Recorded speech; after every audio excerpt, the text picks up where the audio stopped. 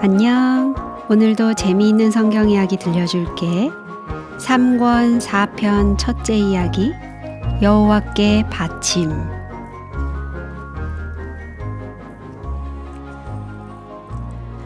광야에서 지었던 성막은 그동안 예루살렘 북쪽 4km쯤 떨어진 실로에 있었어요. 그곳은 여호수아가 요단강을 건넌 직후에 성막을 세운 곳이었어요. 300년 가까이 모진 기후 속에서 견뎌왔기 때문에 성막은 몹시 낡은 것 같이 보였어요. 그렇지만 아직도 그곳은 하나님의 백성들이 모이는 중심지였어요. 성막 안에는 아직도 브살렐의 놀라운 솜씨로 만들어진 법궤와 7 촛대와 분향단 그리고 떡상이 있었어요. 밖에는 오래되어 동록이 난 놋 번제단이 있었어요.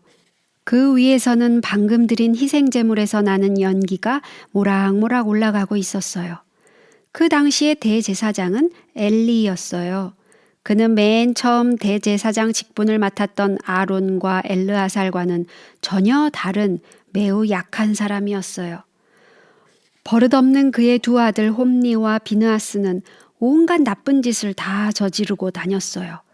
그들의 못된 행실 때문에 성막에 다녀가는 사람들은 점점 거룩한 곳에 대한 존경심을 잃게 되었어요. 여러분이 짐작하는 대로 하나님께서는 그 일을 매우 불쾌히 여기시고 다른 훌륭한 지도자를 찾기 시작하셨어요.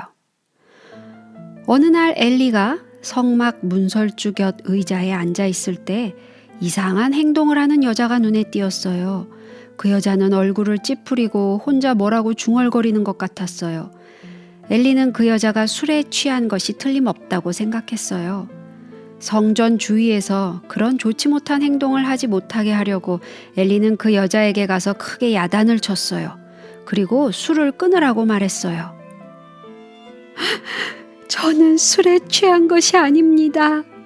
그 여자는 말했어요. 너무나 슬픈 일이 있기 때문에 하나님께 제 마음을 털어놓고 있을 뿐입니다. 엘리는 너무 심하게 말했던 것을 미안해하면서 무슨 문제가 있느냐고 물었어요.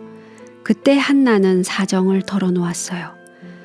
그 여자는 엘가나라는 착한 사람과 결혼을 했지만 아기가 하나도 없었어요.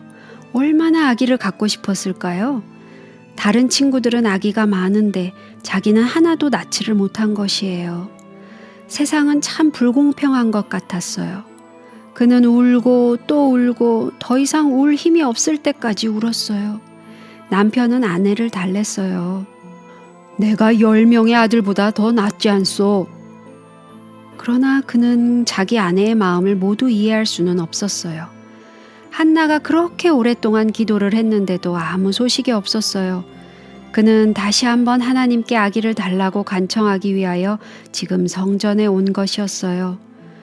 그는 마음을 다하여 기도하면서 만일 하나님께서 아기를 주신다면 그 아기를 여호와께 바치겠다고 말했어요. 엘리의 마음은 뜨거워졌어요. 그는 부드럽게 말했어요. 평안히 가라. 하나님께서 너의 기도를 들으셨도다. 한나는 눈물을 그쳤어요. 눈물로 얼룩진 그의 얼굴 위에 아름다운 미소가 퍼졌어요. 엘리의 말을 듣고 나서 그는 자기의 기도가 꼭 응답될 것이라고 믿었어요. 오랜만에 그는 기쁜 마음으로 집에 돌아갔어요. 하나님께서 한나의 기도를 응답하셨어요. 얼마 후에 그는 귀여운 사내 아이를 낳고 그 이름을 사무엘이라고 지었어요. 사무엘은 여호와께 구하였다라는 뜻이었어요. 한나는 그것이 맞는 이름인 것 같아서 자기의 귀여운 아들에게 그 이름을 붙이지 않을 수 없었어요. 바라고 바라던 아들을 낳았으니 한나의 마음이 얼마나 기뻤겠어요. 더구나 이 사랑스러운 아기가 기도의 응답으로 왔다는 생각을 하면 한나의 마음은 기쁘기만 했어요. 이번에는 엘가나만 실로의 성전으로 올라갔어요. 한나는 아기를 돌봐야 했기 때문에 집에 머물러 있었어요. 날이 가고 달이 갈수록 아기 옆에 있는 시간을 더욱 소중하게 느끼면서 한나는 사랑의 눈길로 아기를 바라보았어요. 왜냐하면 그는 하나님께 아기를 바치겠다고 한 약속을 잊지 않았기 때문이에요. 드디어 사무엘이 자라나서 혼자 뛰어다니게 되었을 때 그는 그를 엘리에게 데리고 갔어요. 늙은 엘리 제사장이 처음에 잘 알아보지 못하자 그는 말했어요. 나의 주여, 당신의 사심으로 맹세하나이다. 나는 여기서 나의 주 당신 곁에 서서 여호와께 기도하던 여자라.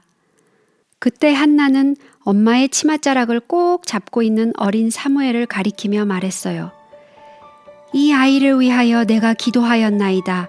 그러므로 나는 그를 여호와께 드리되 그의 평생을 여호와께 드리나이다.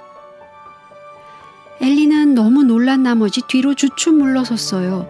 그는 한나의 얼굴을 보는 순간 저렇게 온 정성을 다하여 하나님을 사랑하는 사람이 또 어디 있을까 하고 생각했어요. 그의 얼굴은 그의 아들들의 사나운 얼굴과는 너무나 달랐어요.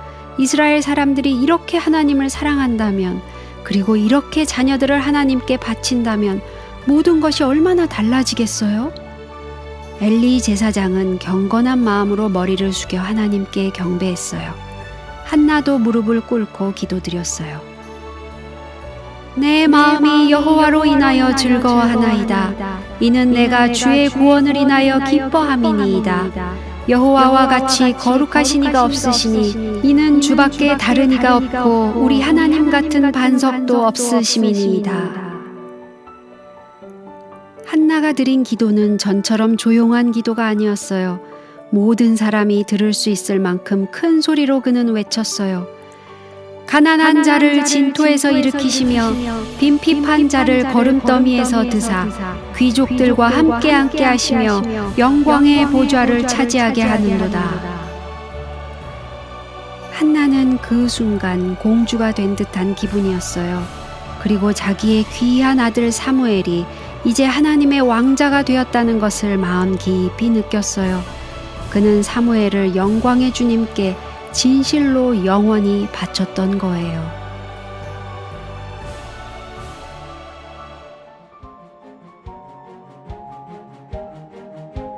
오늘 이야기는 여기까지야. 다음에 또 재미있는 성경 이야기 들려줄게. 안녕.